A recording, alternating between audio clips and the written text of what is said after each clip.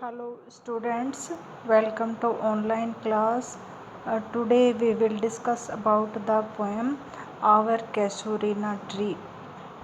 In this poem, the poetess Toru Dutt, poetess of nature, when returned to India in 1873, and in this poem Toru Dutt discuss about casuarina tree in his house garden. Uh, like a huge python winding round and round, the rugged trunk indent deep with scars up to its very summit near the stars. देखिए यहाँ पर like a huge python, like compare किया गया है कि जो पैथोन है एक काइंड ऑफ स्नैक जिसको हम अजगर बोलते हैं, विंडिंग राउंड एंड राउंड। यहाँ पर देखिए जो कैसोरिना ट्री है वो ओल्ड ट्री है और जो तोरू दत्त की जो गार्डन के अंदर वो विंडो के सामने वो ट्री है और ये कहते हैं कि उसके चारों तरफ लिपटी हुई हैं द रग्ड ट्रंक, उसका जो खुरदरा जो तना है, इंडेंट डीप विद स्कैर्स, मतलब खुरेचा या खुरेचने का मतलब यहाँ से जो पुराना तना है, कहने का मतलब पुराना जो पेड़ है और उसके ऊपर अजगर की तरह up it's very summit near the stars, मतलब बहुत ऊंचाई तक काफ़ी पेड़ जो है वो ऊंचा है। समिट का मतलब उसके टॉप से मतलब है नियर द स्टार्स, ऐसा लगता है कि वो स्टार्स को छू रहा हो या स्टार्स के नज़दीक है। Creeper climbs in huge embraces bound no other tree could live but gallantly। तो यहाँ पर देखिए क्रीपर का मतलब लताएं, तो लताएं हैं वो अजगर की तरह उस पेड़ के खुरदरे तने पर लिपटी हुई हैं ऊंचाई तक, और वो जो पेड़ का जो टॉप है मतलब सबसे ऊपरी जो चोटी है वो ऐसा लगती है कि स्टार को छू रही हो। No other tree could live, मतलब ये जो पेड़ है ऐसा कोई दूसरा जीवित पेड़ नहीं है।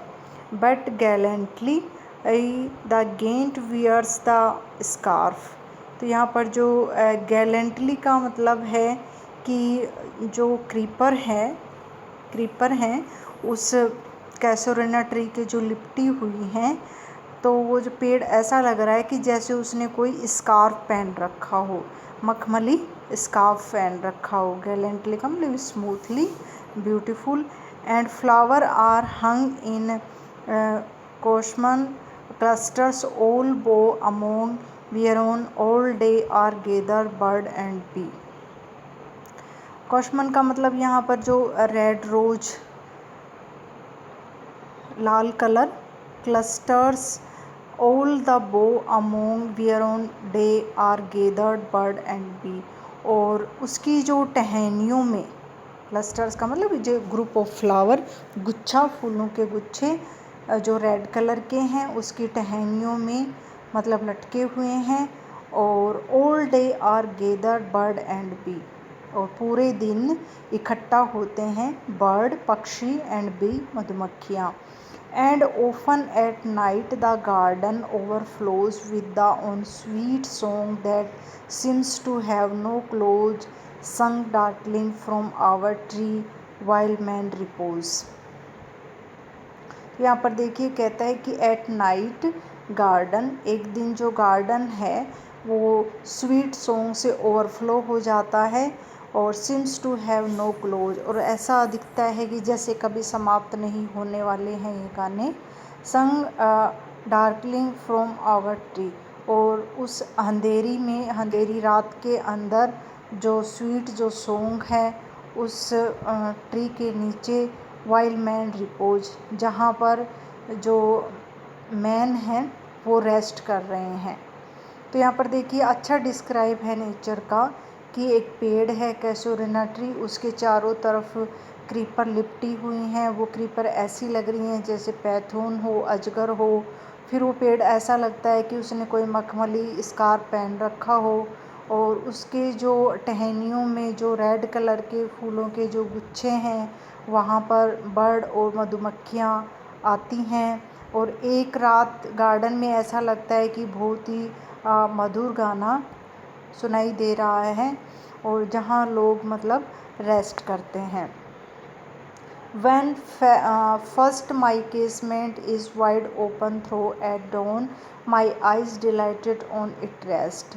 When first my casement का मतलब विंडो खिड़की, वाइड ओपन थ्रो वो कहना चाहते हैं कि जब वो सुबह मतलब उठती है तो खिड़की के सामने डॉन सवेरे early morning my eyes dilated on it rest मतलब उस दृश्य को उस साइट को देखकर उसकी जो आंखें हैं वो डिलाइट महसूस करती हैं, प्लेजर महसूस करती हैं, आनंद महसूस करती हैं।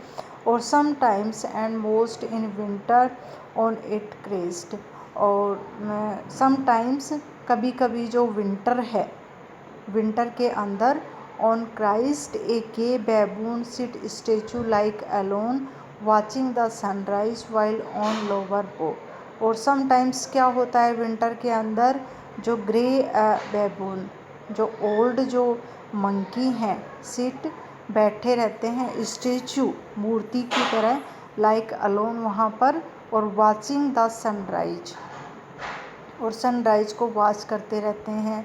वाइल ऑन लोअर बो और जबकि उनकी नीचे वाली जो टहनियों पर हिज पोनी ऑस्प्रिंग का मतलब जो ग्रे जो बैबून हैं उनके जो बच्चे मतलब मंकी के जो बच्चे हैं लीप अबाउट एंड प्ले वहाँ गोदी में बैठे रहते हैं और प्ले करते हैं खेलते हैं।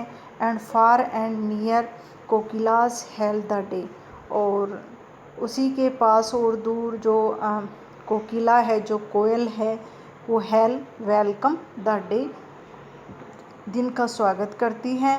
And the dear pastors wend our sky सिल्पी काउस और पास में ही जो पास्चर है ग्रासलैंड है चारागाह है वहाँ पर जो काउज हैं वो शिल्पी हैं ड्राउजी है उनिंदा हैं।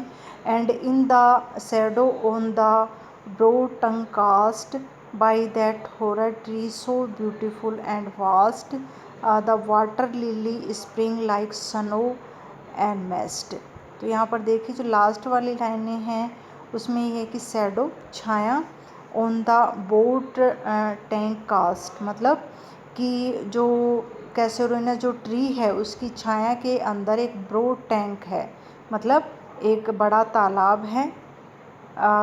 बाई दैट हो tree so beautiful and vast जो सो ब्यूटीफुल है एंड वास्ट बड़ा है वाइड है।